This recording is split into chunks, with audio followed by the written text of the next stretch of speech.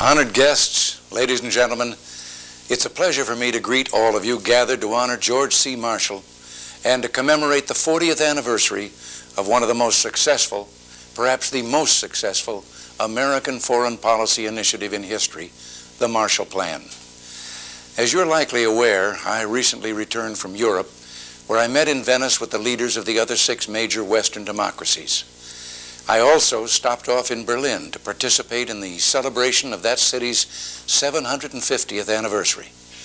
The prosperity and freedom so apparent in Western Europe makes it difficult to imagine the destruction, destitution, and despair that plagued those countries 4 decades ago.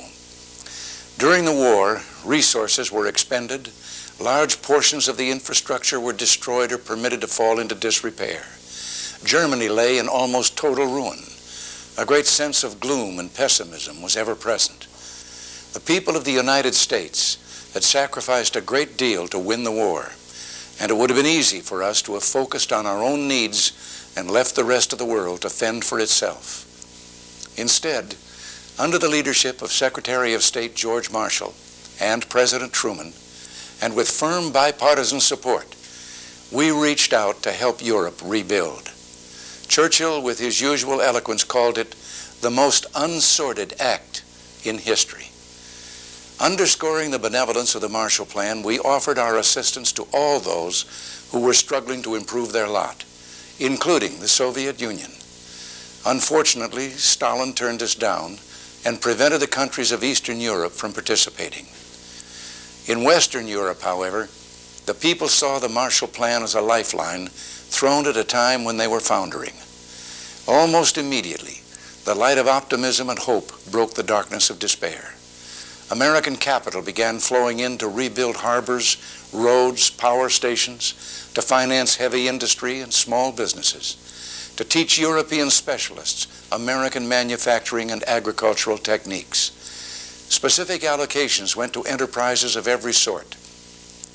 Dutch soap factories, fishing operations in Norway, Danish knitting companies, projects large and small, all were direct beneficiaries. But American cash, about $60 billion in today's dollars, was only part, some would say a small part, of the Marshall Plan. Our leadership gave the Europeans an incentive to work together to bring down the political barriers that stifled enterprise and economic growth. We encouraged the Europeans to lay the foundation for what has since become the European Economic Community, one of the most progressive economic forces on the planet today. With financial support from the United States and unprecedented cooperation among themselves, the Marshall Plan countries enjoyed economic growth beyond their wildest expectations.